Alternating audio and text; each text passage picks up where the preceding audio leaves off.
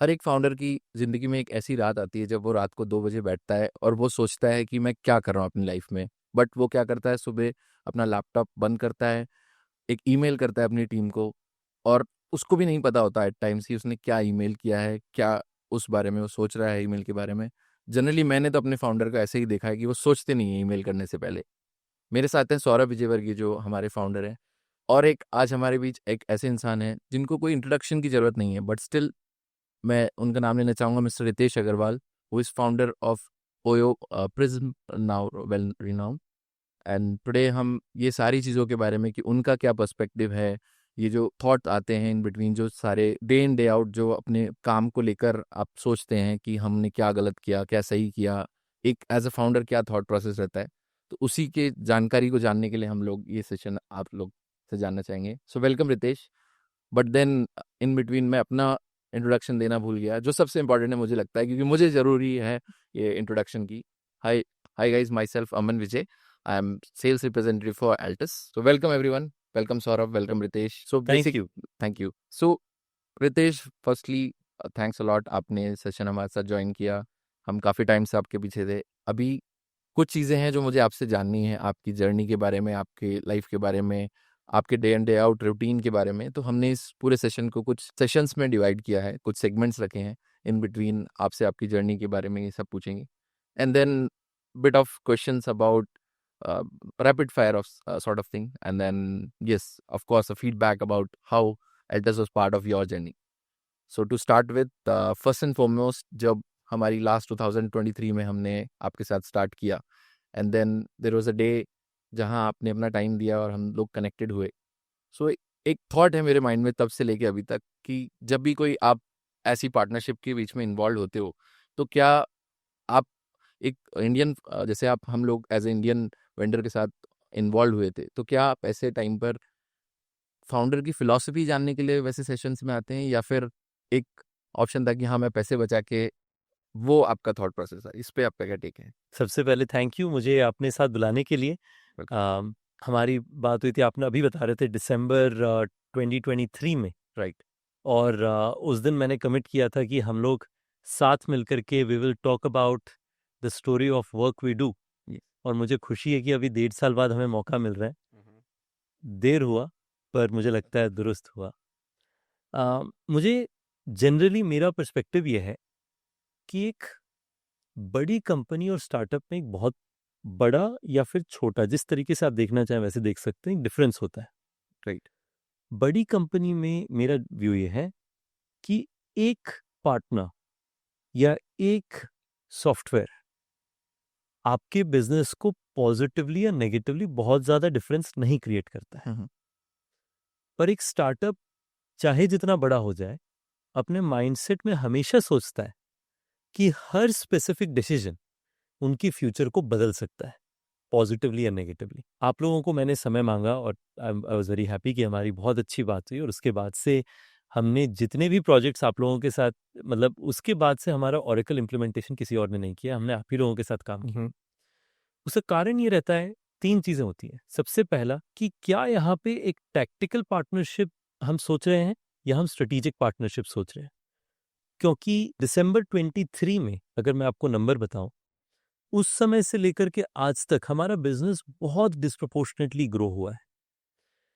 अगर हमारी ऐसी रिलेशनशिप नहीं होती, हम लोग हर स्पेसिफिक समय जब हमें नया पार्टनर खोजना होता, उसमें वापस से स्कोप बनाते, वापस से प्रोसेस बनाते। वो हम अभी भी करते हैं, पर एटलीस्ट हमारे माइंडसेट में क्लियर है कि हमारा प्रेफरेंस है कि हमारा आपके साथ लॉन्ग टर्म हिस्ट्री है, हमने साथ में काम किया है, हम आपके फाउंडर्स को जानते हैं। और आपने देखा भी है कि मैं कई बार आपसे रिपोर्ट्स की रिक्वेस्ट करता हूँ काफ़ी सिग्निफिकेंट लेवल ऑफ डिटेल में। मैं कई बार कोई स्पेसिफिक इश्यूज़ के लिए रीच आउट करता हूँ, क्योंकि एक बार वो कंफर्ट बन जाता है तो आपको पता है कि it is no more just one day. Yes, correct. हम लोग जेन्युइन दुख सुख के साथी हैं। कभी आपका सुख होगा, हमारा दुख होगा, कभी हमारा सुख होगा, आपका दुख होगा, बट वो पार्टनरशिप विल रिमेन। तो उस कारण से मैंने उस समय आप लोगों से मांगा था और मुझे मिलकर के आप लोगों ने बहुत अच्छा लगा, मुझे आप लोगों से बात करके।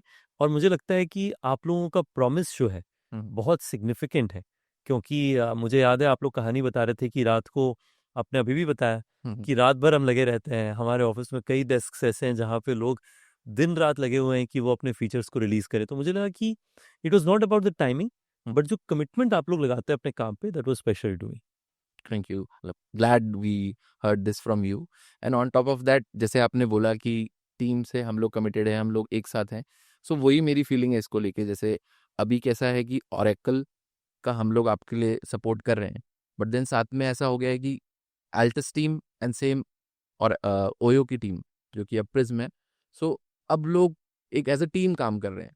दे are doing going towards the same goal in terms of अभी बहुत सारी प्लानिंग्स हैं आपको लेके, सिस्टम को लेके, सो हम उसी डायरेक्शन में जा रहे हैं। So Pritesh, apne as you said, के strategic partnership है, but for any new partner when you're onboarding, what exactly is mattering most to us? मतलब it's a price, intent है, या फिर a quality work that they can deliver? What exactly you look after? देखिए, मैं 4 चीज़ें खोजता हूँ। हम्म, सबसे पहला है, क्या उनका कोई हिस्ट्री है हमारे साथ पहले से? क्योंकि आज कंपनी इतनी साइज़ेबल है कि किसी न किसी पार्टनर ने कुछ छोटा काम हमारे साथ किया होता है। हम्म, तो वो हिस्ट्री हमारे लिए बहुत वैल्यूएबल होती है। ऐसा नहीं कि हमेशा हिस्ट्री अच्छी होनी चाहिए, कई बार अगर गलत भी हो हो सकता है कुछ कॉन्टेक्स्ट हो उसके पीछे, बट आई प्रेफर कि अगर कुछ अच्छा हिस्ट्री है तो इट इज़ हेल्पफुल। सेकंड चीज़ चाहिए होती है, बहुत क्या उनका हमारे साथ में उतना ही स्ट्रेटेजिक रिलेशनशिप करने का इंटरेस्ट है जितना हमारा। क्योंकि बोलने के लिए तो बहुत लोग कहते हैं कि स्ट्रेटेजिक रिलेशनशिप करना है, पर उसके साथ जो एफर्ट आता है वो बहुत कम लोग पहचानते हैं। चाहे वो स्पेसिफिक फीचर रिक्वेस्ट्स हो, चाहे वो रिलीज टाइमिंग्स हो, चाहे वो कई बार ओरेकल के साथ बात करना हो, क्योंकि कई end of the day underlying framework उनके साथ में बना हुआ है। तीसरा, ऑफ कोर्स, क्या हमारे साथ एक फेयर प्राइस सेट हो रहा है, वो भी हमारे लिए बहुत क्रूशियल है।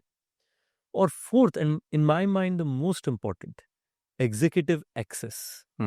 यानी हो सकता है कि हम लोग रेगुलरली नहीं बात कर रहे हैं, पर आपको पता है कभी आपको मेरी जरूरत है तो मैं अवेलेबल हूँ, और मुझे पता है कि कभी मुझे आपकी जरूरत है तो आप अवेलेबल। बिल्कुल। मेरे हिसाब से वो चौथा वाला जो है एक बहुत ही अनस्पोकन चीज है, ना कॉन्ट्रैक्ट में होता है ना कहीं ईमेल्स में होता है, बट अगर वो कंफर्ट बन जाता है तो आपको पता है कि आपकी सर्विस क्वालिटी हाई होगी।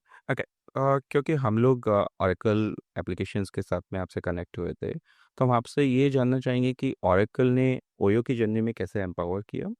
इसके अलावा आपने why you choose the Oracle, मतलब there are many ERP applications, so what was the reason behind the Oracle application?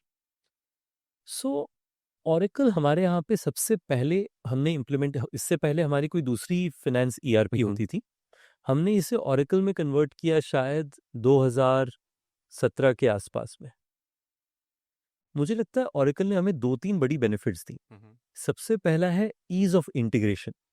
हमारी जितनी करंट इंटरनल सॉफ्टवेयर सिस्टम्स हैं जो हमने इन हाउस बनाई हुई हैं, चाहे वो रिजर्वेशन सिस्टम है, प्रॉपर्टी मैनेजमेंट सॉफ्टवेयर है, उस तरह की इंटरनल सिस्टम्स का सीमलेस इंटीग्रेशन, राइट। उसी तरीके से बैंक सॉफ्टवेयर्स का भी होस्ट टू होस्ट इंटीग्रेशन, उसका हमें बहुत सिग्निफिकेंट बेनिफिट मिलता है। दूसरा, सॉफ्टवेयर बहुत रोबस्ट है, यानी कि आपको पता है कि अगर ओरेकल डाउन है, यानी मतलब दुनिया में कुछ तो कैलेमिटी हो गई नहीं तो Right. ओरेकल काफी स्टेबल रहता है सिस्टम। और दूसरा, जब से ओरेकल का अपना नेटिव क्लाउड आया है, मुझे लगता है उसका बहुत बेनिफिट है, क्योंकि आपको पता है कि उनके क्लाउड के अंदर फ्रेमवर्क्स पहले से बने हुए हैं, राइट। जो कि आपको इंटीग्रेशन और लॉन्च करने में मदद करते हैं। इन 3 के साथ साथ मुझे लगता है आप लोगों के साथ काम करते हुए भी, और हम लोग भी जो ओरेकल के साथ काम करते हैं, जिस तरीके से मैंने आपको बताया कि हमारी स्ट्रेटेजिक रिलेशनशिप है, वैसे ही हमारी ओरेकल के साथ स्ट्रेटेजिक रिलेशनशिप है। अभी रिसेंटली लास वेगस में उनकी एक ग्लोबल कॉन्फ्रेंस थी, जहाँ पर मैं गया था, और वहाँ के उनके जितने सीनियर लीडर्स थे उनसे मुझे मुलाकात करने का मौका मिला, और हमने कई सारी और अपॉर्चुनिटीज़ के बारे में ओरेकल के साथ में भी बात किया। तो मुझे लगता है कि ये 3 कारण थे जिसके कारण हमने ओरेकल को चूज़ किया as our potential partner. That's very glad to hear. एक जो लार्ज स्केल रोलआउट्स होते हैं, and now OYO is working across the continents, तो आपको इसमें चैलेंजेस क्या आए when you adopted the Oracle ERP? So as you said कि आप दूसरा फाइनेंस सिस्टम यूज़ करें, तो फॉर श्योर की प्रैक्टिसेस डिफरेंट होती हैं, and the moment you said that 2017 which is almost like 8 year down the line, सो आपने उस टाइम पे क्या चैलेंजेस फेस किए जब आप ओरेकल ईआरपी पे मूव हुए हैं? सो मैं आपको बताता हूँ कि इंडिया में और विदेशों में थोड़ा सा डिफरेंस था कॉन्टेक्स्ट। जब इंडिया में हमने मूव किया दूसरे ईआरपी से ओरेकल में, मुझे लगता है कि अच्छा प्लेटफॉर्म उतना ही अच्छा होता है जितना आपका इम्प्लीमेंटेशन पार्टनर, क्योंकि प्लेटफॉर्म तो सबके लिए सेम है ना, पर कुछ लोगों का एक्सपीरियंस बहुत अच्छा होता है, कुछ का सिर्फ अच्छा होता है, और मुझे लगता है उसमें इम्प्लीमेंटेशन पार्टनर एक बहुत बड़ा रोल प्ले करते हैं। तो हमारी जितनी टीम्स थी, उन्होंने इम्प्लीमेंटेशन पार्टनर्स को ऑलमोस्ट हमारा इंटरनल टीम की तरह ट्रीट किया। उनसे ट्रांसपेरेंटली सारी प्रॉब्लम्स, सारी अपॉर्चुनिटीज, सारे चैलेंजेस, सबको ओपनली बात किया और रेगुलरली चेक इन रखा। कई बार क्या होता है, कंपनी ऐसा प्रोजेक्ट शुरू करते हैं और उसके बाद में एक्सपेक्ट करते हैं कि सब बन जाएगा। हमने भी ऐसा कई बार सोचा है, राइट। और जब भी वैसे सोचा है तब तकलीफ ही आई है। तो उसीलिए मुझे लगता है कि एक अच्छा पार्टनर मेरे हिसाब से इंपॉर्टेंट रहता है। विदेशों में बहुत सिग्निफिकेंट लोगों का, क्योंकि जो इंटीग्रेशन इंडिया में पॉसिबल है टेक्नोलॉजी में, वो अगर आप 10 देशों में करना चाहें तो इतना इजी नहीं है। तो इंटीग्रेशन स्पीड से करा जाए वो एक स्ट्रगल रहता है, क्योंकि आपकी जो पिछली ईआरपी होगी उसमें सारी इंटीग्रेशन पहले से बनी होती है। पर हमारे लिए, क्योंकि हम लोग लार्ज कंपनी है एंड सिग्निफिकेंट हमारी कॉर्पोरेट गवर्नेंस रिक्वायरमेंट्स होती हैं, तो हम ओवर टाइम चाहते हैं कि हमारे सारे नंबर्स एक ही ईआरपी सिस्टम में हो, जिससे कि नंबर की रिपोर्टिंग और कंसोलिडेशन बहुत आसान हो जाए। उसको लेकर के हमारा काफ़ी फोकस रहता है। Thank you so much Ritesh, it seems कि आप ऑरेकल के साथ में काफ़ी खुश हैं। ये तो हो गई ऑरेकल की बातें। अब हम मूव कर, आपको ओरेकल इतना क्यों पसंद है? क्योंकि मैं चार्टर्ड अकाउंटेंट था and the moment we started our career, मुझे हमेशा से ऐसा था कि मुझे एक सिस्टम ओरिएंटेड वर्किंग करनी है एंड इंडिया के अंदर the auditing and everything the kind of behaviour. तो हमने जब स्टार्ट किया तो the first of the opportunity I got for the oracle, and when I started working into the Oracle, I love the idea how exactly it is integrated with all the systems and how depth it is having. At the same time, being a chartered accountant, you can understand how the numbers are flowing across the ERP. So when I went to the business or any person to that matter to discuss, I was able to understand कि उनकी business requirements किस तरीके से आ रही हैं, क्या pen areas आ रहे हैं, और जो सबसे अच्छा एक मोटिवेशन मुझे मिला वो ये था कि मैं उस चीज़ में डिलीवर कर पा रहा हूँ। I am able to deliver to them, कुछ सिग्निफिकेंट वैल्यू में प्रोवाइड करा पा रहा हूँ, और पेन एरियाज जो उनके बिजनेस के हैं वो हम रिजॉल्व कर पा रहे हैं because of the Oracle depth and how exactly this is working. And since then जब से हमने ऑरेकल में काम किया है, फिर उसके बाद में जितने डेप्थ होती चली गई, फिर उसके बाद ऑरेकल से कभी मूव करने का मन नहीं करा, तो फिर हम लोग ऑरेकल में काम करते चले गए। फैंटास्टिक। ठीक है, तो हम ऑरेकल के बारे में बहुत कुछ बात कर चुके हैं। Let's go away from this technical things, let's talk about more आपके बारे में। तो हमें एक ह्यूमन बिहाइंड द हसल के बारे में जानना है। That's you are very well known for your work ethics and even today आप पूरा दिन से काम कर रहे हो, और आपने जस्ट अभी बोला कि आप इवनिंग नाइट में भी काम करने वाले हो। तो हमें कुछ इन्फॉर्मेशन आपसे इसमें जानने में रहेगा। तो वी ऑल नो कि आप आज कहाँ हो and what exactly you are doing, but कभी कोई ऐसा मोमेंट आया है आपकी लाइफ में जहाँ पे आपको लगा कि अब सब कुछ खत्म हो रहा है, things are going out of my control? I am sure आपके साथ भी ये होता है। हाँ हाँ। हर रोज ऐसी फीलिंग कुछ समय आती है कि हमने दुनिया जीत लिया है। राइट। उसी के कुछ समय बाद ऐसा फीलिंग आता है कि सब खत्म हो गया है। तो मेरे हिसाब से ये तो हर रोज की फीलिंग है, और एक एंटरप्रेन्योरियल जर्नी का मेरे हिसाब से सबसे एक्साइटिंग हिस्सा ही वो रोलर कोस्टर है, कि कभी ऊपर कभी नीचे, कभी ऊपर कभी नीचे। वो मुझे लगता है कि हर रोज की कहानी है। जिसने उस पे अपना हैप्पीनेस खोज लिया वो जिंदगी भर के लिए एंटरप्रेन्योर बन जाता है। जिसको उससे तकलीफ होने लगी वो लंबा समय तक करने में उन्हें स्ट्रगल रहता है। तो मुझे लगता है कि ये तो हर रोज की कहानी है, और मैं आपको बता रहा हूँ कि ये हम दोनों को भी फील होता है। और मैं आपको बता सकता हूँ कि जो दुनिया की टॉप 8 कंपनीज हैं, उनमें से जो कंपनीज एंटरप्रेन्योर लेड हैं, उनके भी फाउंडर्स को यही फीलिंग होती है। तो ये तो एक घर घर की कहानी जैसा कहते हैं, वो है। और मुझे लगता है कि यही this is the enjoyment. Of right, building a new company. Of course. और सी, आप बहुत यंग हैं एंड इस यंग एज में आप ये सारी वर्किंग कर रहे हैं, but there was a time जब आपने स्टार्ट किया and you must have meet to the people like investors, the idea pitching and all the things. So did it happen कि कहीं पे आप गए and you met a person who is having the experience of your age and then you got a notion from them that कि what this kid gonna do? So how exactly your experience around this and how did you navigate through it? सो मैं इसे ना broader rejection की तरह सोचूंगा कि rejections तो मेरे हिसाब से एंटरप्रेन्योरशिप का वापस से एक रेगुलर प्रोसेस है। हम्म रिजेक्शन शुरू होती है, पहली बार आप क्लाइंट के पास जाते हैं, क्लाइंट कहते हैं कि मैं आपके साथ क्यों काम करूं, क्योंकि मेरे पास तो और एस्टेब्लिश्ड लोग हैं। राइट। आप टीम मेंबर खोजने जाते हैं, वो कहते हैं मैं आपके साथ क्यों काम करूं, मैं एस्टेब्लिश्ड कंपनी में काम कर सकता हूँ, कर सकती हूँ। आप इन्वेस्टर के पास जाएं, वो कहते हैं मैं आप में क्यों इन्वेस्ट करूं, क्योंकि मेरे पास तो बड़े एस्टेब्लिश्ड कंपनीज है इन्वेस्ट करने के लिए। तो सब लोगों के पास कोई ना कोई कारण होता है या बहुत सारे कारण होते हैं आपके साथ नहीं काम करने के लिए। राइट। शायद एक या दो कारण होता है आपके साथ काम करने के लिए। और एज एन एंटरप्रेन्योर वो थोड़ा मेहनत होता है, थोड़ा लक होता है। थोड़ा मेहनत होता है कि आप कोशिश करें वो आप एक या दो चीज़ याद दिलाते रहें। थोड़ा लक होता है कि सामने वाले वो मान जाए। सो आपकी लाइफ में ऐसा मोमेंट जो क्या बोला कि आपने रिजेक्शंस के बाद में जो एक मोमेंट आता है, उस टाइम पे जो फीलिंग्स थी, क्या उसको बयां कर सकते हो कि जो इतने सारे rejection, of course I am sure कि जब आपने स्टार्ट किया होगा तो रिजेक्शन मिले होंगे, तो उसके बाद जो एक छोटी सी हैप्पीनेस मिलती है, क्या वो हैप्पीनेस आज मिलती है?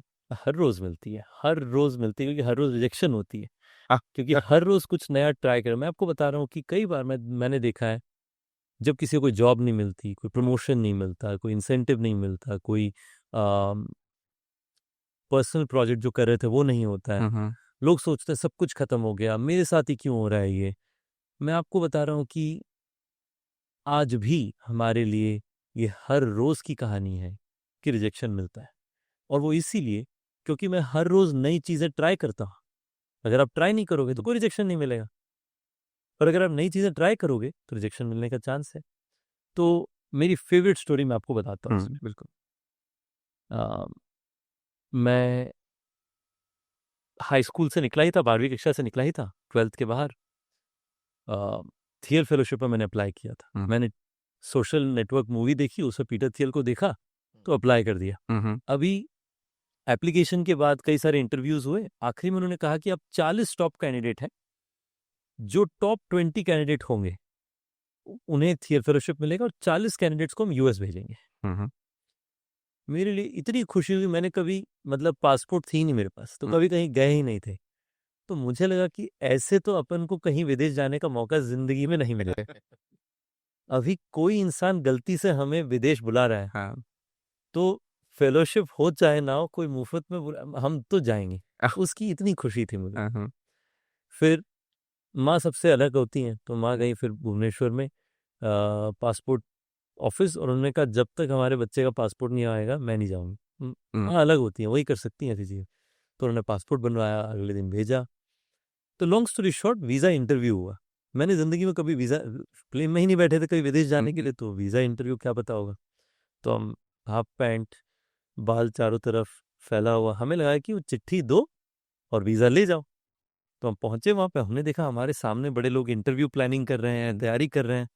तो मुझे लगा ज़रूर इनका काम मेरे से कुछ अलग ही होगा। इतना जब आप यंग होते हो ना, आप में बड़ी कॉन्फिडेंस होती है, आपको लगता है सारी दुनिया गलत है, मैं सही। राइट। तो हमारी लाइन चल रही है, अब वो जो बड़े जैकेट और फाइल वाले लोग तो मेरे सामने ही जा रहे हैं। तो मुझे आखिरी में काउंटर तक जाते जाते लगा कुछ तो गलत हो रहा है। तो हम काउंटर में गए, तो इंटरव्यू में उन्होंने पूछा कि आपका पर्पस ऑफ ट्रैवल क्या है यूएस का। तो मैंने कहा कि हमारे एक ये थियल फेलोशिप है, उसमें ड्रॉप आउट कराते हैं, मैं ड्रॉप आउट करने जा रहा हूँ। अच्छा। तो वो सुन के एकदम डर गए वो। उन्होंने कहा कि पक्का ये जो है वहां जाके गैस स्टेशन में काम करने वाले, क्योंकि मेरे को लगता था कि सारी दुनिया को पता है पीटर थियल कौन है, उन्हें नहीं पता था। तो उन्होंने कहा आपको वीज़ा नहीं मिल सकता है और हम पासपोर्ट भी आपको नहीं लौटाएंगे, क्योंकि हमें स्टडी करना ही है। ओके। और उन्होंने कहा कि आप जा सकते हैं। मैंने कहा आप ऐसा कर नहीं सकते, आपको देना पड़ेगा वीज़ा। हमें पता ही नहीं था, हमें लगा था कि वो तो वीज़ा बस देंगे, हमें नहीं पता कि उनके पास अथॉरिटी करने की। तो उन्होंने किसी को बुलाया कि आप इन्हें प्लीज़ बाहर लेके जाइए। उस दिन मैं दिल्ली में बरसाती में रहता था। बरसाती इज़ लाइक दिल्ली में बड़ा पॉपुलर कॉन्सेप्ट है कि घर होता है और ऊपर में जो है एक छोटा सा रूम बन जाता है और उसमें लोहे का वो टिन का जो है आपका, लोहे का या टिन का जो है छत बन जाता है। तो मैं वापस आया और खूब रोया, मतलब बहुत रोया, और मुझे इसका कोई दुख नहीं था कि मैं थियल फेलो नहीं बना, क्योंकि मुझे ऐसा भी कोई भरोसा नहीं था। पर मुझे ये दुख था कि एक फ्री में कोई यूएस ट्रिप जाने का मौका था और वो नहीं रहा। बहुत रोया। और हम लोग मिडिल क्लास फैमिली से आते हैं, तो मैंने फिर चिट्ठी लिखी उन्हें कि देखो अभी फ्लाइट का टिकट अगर आप कल तक कैंसिल नहीं करते हो तो आपको रिफंड नहीं मिलेगा, तो आप प्लीज़ कैंसिल कर दीजिए अपना, क्योंकि उन्होंने बुक कराया था। इन्होंने वीज़ा तो मना कर दिया। नहीं दे रहे। तो उन्होंने रिप्लाई किया कि हमें फ्लाइट की टिकट के पैसों की थोड़ी कम चिंता है, वीजा की ज़्यादा चिंता है। हम आ जाओ यहाँ पर। तो उन्होंने फिर लिखा है एम्बेसी को, और they were very nice. I think मैं तो यूएस एम्बेसी को बहुत, मेरा लव और रिस्पेक्ट है उनका, क्योंकि उन्होंने फिर उसके 1 या 1.5 दिन बाद मुझे वीज़ा दे दिया, और उसके बाद मैं यूएस के, और द थियल फेलोशिप चेंज्ड माय लाइफ। मैं इसलिए कह रहा हूँ कि एक तो ये है कि उस समय की खुशी बहुत इनक्रेडिबल थी कि किसी जगह विदेश जाने का मौका मिल रहा है, right. As a 18 year old it is life changing. पर उससे ज़्यादा ये है कि ज़िंदगी में मैं हमेशा सोचता हूँ कि लोग ना, जब काम करके उन्हें कुछ मौका मिलता है, अपॉर्चुनिटी मिलता है, हमेशा सोचते हैं कि वो उनकी मेहनत के कारण। मेहनत होता है, पर मेहनत के साथ साथ लक बहुत बड़ा हिस्सा प्ले करता है। अगर उस समय वीज़ा नहीं मिलता तो शायद ज़िंदगी ऐसी नहीं होती, मे बी आपकी मॉम अगर पासपोर्ट नहीं लाती तो शायद ज़िंदगी अलग होती। तो मुझे लगता है कि अगर आप मेहनत करते रहें तो लक होने का चांस बढ़ जाता है, पर लक की ज़रूरत फिर भी होती है, पर मेहनत करते रहना पड़ेगा। अब जैसा आपने बोला कि you have no idea at that time and it was just कि आपने एक आइडिया देखा and you just did it, तो दैट टाइम प्रोबेबली सक्सेस के कुछ अलग मायने थे आपके लिए। आज वो सक्सेस के मायने चेंज हो गए होंगे एंड दिस हैपेंस कि एवरी डे सक्सेस के मायने चेंज होते हैं। तो Aman and team every day they complain me कि every year I come back and I give them the syllabus कि हमें इस बार ये करना है। तो दे ऑलवेज आस्क मी कि how exactly you are changing this fast कि सक्सेस के मायने चेंज हो गए। सो मैं जस्ट लाइक कि स्कूल के स्टार्टिंग में आपको टीचर ने एक सिलेबस दिया था, अभी वो नेक्स्ट ईयर वापस बढ़ जाएगा, मार्क्स आ नहीं रहे हैं, आगे का कुछ पता नहीं है, तो वो सिलेबस या आपके लिए मंत्रा क्या है उस चीज़ से? सो एक हमारे यहाँ पे ना रेगुलर प्रॉब्लम है कि हर चीज़ में हमें कहा जाता है कि सेटल हो जाओ, नहीं कि 10वीं कक्षा हो गई, किसी तरीके से 12वीं कक्षा अच्छी हो जाए तो सेटल हो जाओगे। ट्रू, 12 जॉब लग जाओगे, सेटल हो जाओगे, जॉब लग जाएगी, सेटल हो जाओगे। शादी हो जाएगी, सेटल हो गए, सेटल हो जाओगे। बच्चे हो गए, सेटल हो जाओगे। घर ले लिया, सेटल हो जाओगे। और सेटल होने का मतलब क्या है? मतलब ये है, unfortunately in between the lines, ये है कि और बड़े सपने नहीं देखोगे, और बड़े चैलेंजेस नहीं लोगे, क्योंकि स्टेबलाइज हो जाएगा ना। आप जहां हो वहां रुक जाओगे। ट्रू, आगे बढ़ने की और कोई ज़रूरत नहीं है। एटलीस्ट वो परसेप्शन है। मेरे हिसाब से सेटल होने का मतलब है कि हम और बड़े सपने देखेंगे, और बड़ा काम करेंगे, और बड़े चैलेंजेस देखेंगे।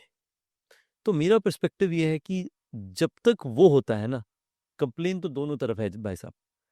बड़ा सोचने में कंप्लेन है क्योंकि सिलेबस बदल गया, सेम रहने में है कि बोर हो गए, एक ही चीज़ चल रहा है। तो मेरा पर्सपेक्टिव है कि दोनों में अगर कंप्लेन होने ही वाला है तो बड़ा सोच के कंप्लेन ले लो, बोर होके क्यों कंप्लेन लेना है। तो ऐसे में सोचता हूँ professional ambitions, personal ambitions actually बहुत ज़्यादा बदली नहीं। पर्सनल एम्बिशंस हमेशा ऐसे थी कि अच्छा काम करना है, व्यस्त रहना है। मेरे को खाली रहने से बड़ी तकलीफ होती है। मैं खाली नहीं रहना है, बिजी रहना है। एक पर्पस होनी चाहिए ज़िंदगी में, जो कि सिर्फ जॉब, सिर्फ कमाई, उससे बड़ा हो, कि कुछ बड़ा करना है, कुछ इम्पैक्टफुल करना है। तो मेरे हिसाब से वो पर्सनल मायने नहीं बदले हैं, पर प्रोफेशनल मायने हर साल बदलते हैं। मतलब वो बदला हमें सिलेबस उससे आपका भी चेंज हो रहा है, राइट? तो I am not the only culprit person. So जैसे मैंने स्टार्ट किया था, मैंने एक क्वेश्चन बोला था कि हमारे फाउंडर वो एक ईमेल करते हैं, उसके पीछे सोचते हैं, कई बार नहीं सोचते, हमें लगता नहीं सोचते। उस पे आपकी क्या राय है कि आप सोचते हैं कोई भी ईमेल, थॉट प्रोसेस मतलब ऑब्वियसली रहता होगा, बट कभी ऐसे रात को 2 बजे ये वाला मोमेंट देखिए, आता है? मेरा पर्सपेक्टिव ये है कि अम, कई बार एज एंटरप्रेन्योर्स बहुत इजी होता है कोई चीज को इमेजिन करना। व्हाट हम्म, कि व्हाट क्या हो सकता है? हमें नेदरलैंड्स का नंबर 1 होटल कंपनी बनना है। आज हो सकता है एक ही होटल है, राइट? जब आप ये जबानी बोलें, ईमेल करें, कोई भी तरीके से कि ये हम करना चाहते हैं, लोग कहेंगे कि ये क्या सोच रहे हैं, इन्हें कोई मतलब रियलिटी का चेक ही नहीं है। सच्चाई है कि शायद काफी रियलिटी का चेक है, पर उसमें उनके पास कोई यूनिक कॉन्टेक्स्ट है जो बात हुई नहीं है। तो इस पे एंटरप्रेन्योर्स बेहतर कर सकते हैं कि वो ओवर कम्युनिकेट करें, और मैं भी कोशिश करता हूं, पर you can never be perfect. और दूसरी तरफ जो मैं एनकरेज भी करता हूं कि टीम्स को आप कैसे एनकरेज करें कि हाउ वो और पूछें कि कैसे हो गई, कैसे हो गई, नॉट विथ अ जजमेंट की नहीं हो सकता है, बट विथ क्यूरोसिटी कि कैसे हो सकता है। और मुझे लगता है कि वो बैलेंस जो है will create disproportionate value for everyone. क्योंकि नया चीज और बड़ा काम करने का सबसे बड़ा बेनिफिट क्या होता है कि हमें नई चीज सीखने को मिलती है। नई चीज सीखने के पहले बहुत डर लगता है, ऐसा लगता है हम पक्का नहीं कर पाएंगे, और जब सीख लिए ना तब ऐसा लगता है यही था। जैसे हार्दिक पांड्या वो वर्ल्ड कप को नीचे रख के कहते ना ये क्या चीज थी, ये तो जीत ही जाने वाला। हाँ, वैसे ही हर चीज होती है, चीज़ें आसान हो जाती है, आसान चीज़ें हो। मतलब आप जो चाह रहे हो, जिस कदम, एक बहुत बड़ा थॉट प्रोसेस है क्रिकेट में भी इसको लेके कि जब आप फॉर्म में होते हो तो जिस तरफ आप बैट घुमा रहे हो उधर बॉल आ रही है, बट आप आउट ऑफ फॉर्म हो तो आप कहीं भी चलाओ आप बोल्ड हो रहे हो। मुझे अभी हमारे फाउंडर हैं डैगबी के, ओके। उनको वो शार्क टैंक पे आए थे, हम्म, उनके पास पर्सनली भी कुछ फ्यू थाउजेंड रुपीस थे। आईटी के ड्रॉप आउट हैं, मतलब गुड बैकग्राउंड, अच्छे लड़के हैं।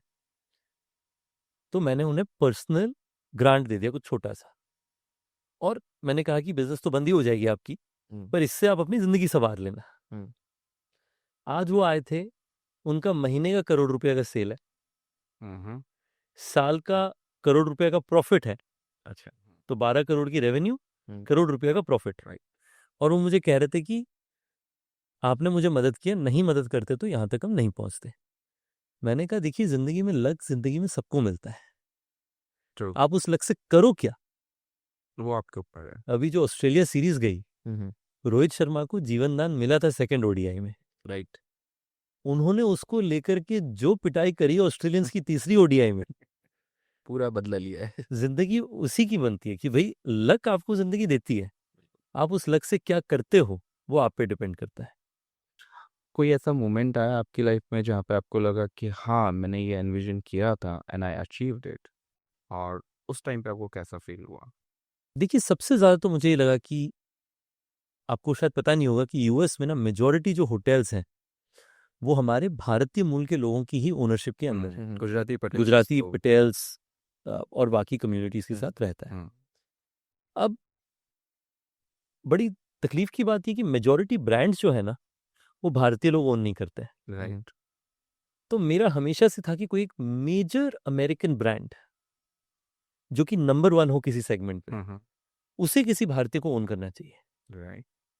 तो जब हमने मोटेल 6 का एक्विजिशन किया और जो खुशी मैंने देखी हमारे भारतीय मूल के पार्टनर्स के अंदर में, मुझे लगता है कि वो एक समय था जब मुझे ऐसा लगा जब आपको लगा कि हाँ, ये I ये did अच्छा काम something था। for हाँ, me at least for and something for पर others. उसके अगले मिनट ही ये था कि हमारे जो पार्टनर्स है सबने कहा कि अभी सिर्फ इकोनॉमी में नंबर 1 नहीं रहना है, हमें अक्रॉस सेगमेंट्स बनना है। तो हर रोज का ही सपना है कि आप कुछ और बेहतर कर सकते हैं नेक्स्ट। है भाई।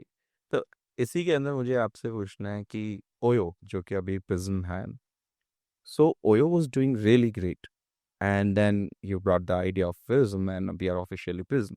So what was the thought behind it? It was after G6 and Motel, or it was some other plans you were having on that?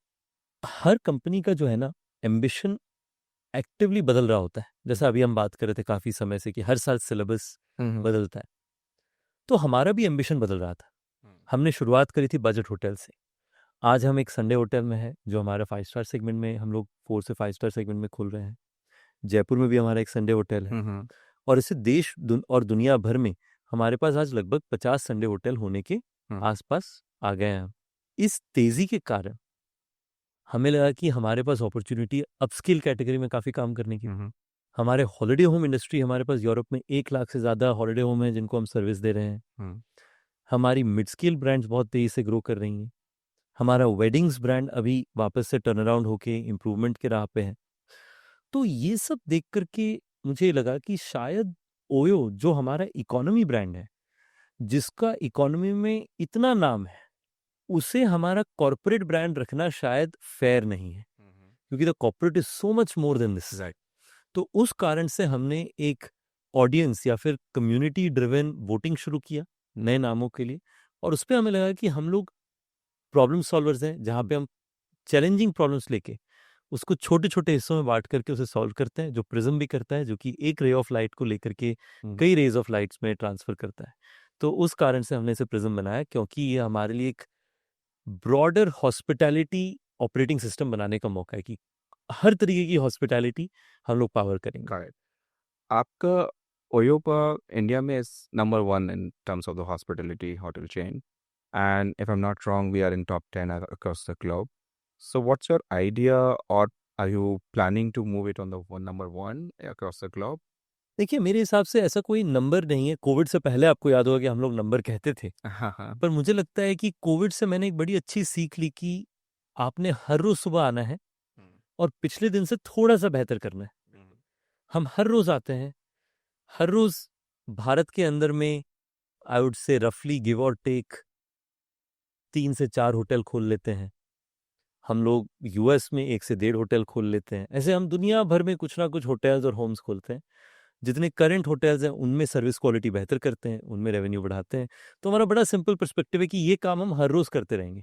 अब इसका आउटकम जो होगा वो तो आउटकम होगा। अगर वो आउटकम से शुरुआत करेंगे तो कई बार अगले दिन का काम भूल जाते हैं। तो हमारा सिंपल पर्सपेक्टिव है कि हमें हॉस्पिटैलिटी इंडस्ट्री का ऑपरेटिंग सिस्टम बनना है और हर रोज पिछले दिन से थोड़ा बेहतर करना है। Correct. जैसा हम हमेशा सोचते हैं कि अगर मैं ये होता तो मैं ये कर सकता था, तो एक जस्ट मेरा क्वेश्चन है कि अगर लेट्स सपोज कि आप इंडियन प्राइम मिनिस्टर हो for a day, so what exactly change you want to bring in Indian persona and the economy point of view? देखिए, मुझे लगता है कि आज भारत ऐसी सिचुएशन में है जहाँ पे पिछले 10 सालों में हम नंबर 10 के नीचे की इकोनॉमी होते थे या उसके आसपास। राइट। अभी हम या तो ऑलरेडी बन गए हैं, क्योंकि अभी लेटेस्ट इकोनॉमिक डेटा आना बाकी है, या तो हम बहुत करीब हैं नंबर 3 इकोनॉमी होने की। राइट। यानी हमसे आगे सिर्फ यूनाइटेड स्टेट्स और पीपल्स रिपब्लिक ऑफ चाइना, 2 ही देश है। करेक्ट। मेरे हिसाब से आज के दिन में हमारी सरकार की वो एफर्ट है जिस कारण से 2016 से 2025 में हम टॉप 3 इकोनॉमी में हैं, हम टॉप 3 स्टार्टअप इकोसिस्टम में हैं। अभी रिसेंटली जीएसटी का जो मेजर चेंजेस आए हैं वो ट्रांसफॉर्मेशनल है। तो मैं तो कहूँगा कि आज के दिन में जितने चेंजेस भारत सरकार लेकर के आ रही है, मैं तो शायद उतना भी नहीं लेके आ पाता, क्योंकि it takes a lot of political will, क्योंकि कई सारे डिफरेंट पार्टीज हैं, कई सारी डिफरेंट कंपल्शंस हैं आपके पास में। मेरा व्यू ये है कि वो सारी चीज़ों का बेनिफिट लेकर के कैसे भारत में एंटरप्रेन्योर्स उसका सही इम्पैक्ट क्रिएट करें, मैं उस पर और काम करना चाहूँगा। मैंने आज आपको बताया कि आज मेरा सारा दिन हमारे शार्क टैंक फाउंडर्स के साथ बिताया मैंने। राइट। मुझे लगता है कि अगर हम आज का जितना रिसोर्सेस और प्रोसेसेस अवेलेबल हैं भारत सरकार से, अगर हम लोग वो जेन्युइनली भारत में स्टार्टअप्स के पास लेकर के जा सकें, मुझे लगता है, जेन्युइनली मेरे दिल से ही बिलीफ है कि हम लोग ज़रूर 1 करोड़ स्टार्टअप्स इंडिया में बना सकते हैं। और उसको बनाने के लिए बहुत रिसोर्सेज चाहिए होंगे, पर मुझे लगता है वो पॉसिबल है। ओके। सो रितेश, एक लास्ट क्वेश्चन आपसे पूछना चाहेंगे हम लोग। एल्टस ओयो पार्टनरशिप को अगर आप एक सेंटेंस में डिस्क्राइब करोगे तो कैसे करोगे? मुझे एक सेंटेंस ज़्यादा चाहिए होगा, बट मैं दोनों बोलूँगा। ठीक है। एक सेंटेंस का मैं आंसर ही बताऊँगा कि partnership of like minded committed individuals. यानी हम लोग लाइक माइंडेड हैं और हम लोग कमिटेड हैं। मेरे हिसाब से ये दो वर्ड्स हम दोनों को अलाइन करती है। पर मैं अगर ब्रॉडर पर्सपेक्टिव बताऊं तो मेरे हिसाब से इस पूरे पीरियड में मैंने देखा है कि आपने सबसे पहले आपके यहाँ पे टीम्स और टैलेंट को कैसे तैयार किया है। शायद उनमें से मेजॉरिटी टीम मेंबर्स जो ओरेकल इम्प्लीमेंटेशन में काम करते हैं वो पहले ओरेकल में नहीं काम करते थे। आपने कई लोगों को ट्रेन किया है ग्राउंड अप, उन्हें एनेबल किया है हमारी बिजनेस को समझने के लिए और उसके बाद में हमारे पास इम्पैक्ट लाने के लिए। मुझे लगता है कि उससे मैं बहुत माइटी इम्प्रेस्ड हूँ, क्योंकि मुझे लगता है कि टैलेंट जो बनी बनाई है उनसे वैल्यू क्रिएट करना एक बात होती है, बट टैलेंट को बना करके उनसे वैल्यू क्रिएट करना एकदम दूसरी बात होती है। और हमें एज अ कंपनी वो बहुत पसंद है, क्योंकि हमें लगता है कि उससे आप लोगों को ट्रेन उस तरीके से कर सकते हैं जो आप लोगों के लिए वैल्यू क्रिएटिव है।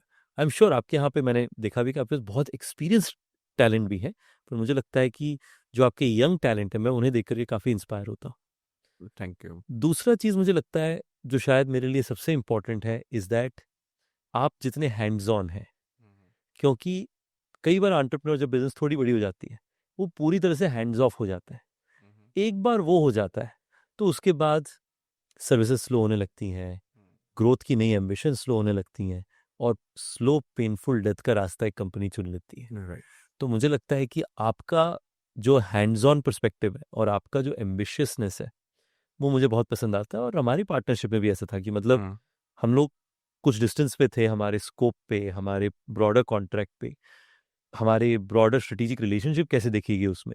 And you both took a call and I think I respect that and we try to do the same. तो उसलिए like minded and committed. That's true. We are really great कि आपको हमारी services पसंद आई, and even for हमारे लिए भी it was very good experience कि आपके साथ में एक अपॉर्चुनिटी मिला। The way you are thinking, the perspective the OYO has and the kind of challenges that we are having, तो हमें भी उसमें एक थॉट प्रोसेस मिला कि हमें इस चीज़ को इस तरीके से कर सकते हैं और हम उसको डिलीवर कर सकते हैं, जो हमने हमारे प्रोजेक्ट्स में भी किया। We are so much happy कि आप हमारी सर्विसेज के साथ खुश हैं, and thank you so much for your नहीं, बहुत बहुत धन्यवाद। और मैं सबको कहूँगा कि अगर आप स्पेशली अगर डिजिटल कंपनी है तो ERP ऑरेकल का ज़रूर कंसिडर कीजिए यूज़ करना, और साथ में ये भी इंश्योर कीजिए कि आप एल्टिस को अपना पार्टनर खोजें to be able to ensure कि आप उस सिस्टम्स को अपने यहाँ पे टू लाइफ लेकर के आ पाए। थैंक यू Thank you, रितेश। sir. वन लास्ट वर्ड, इस पॉडकास्ट को अगर आप एक नाम देना चाहें तो वो क्या नाम होगा?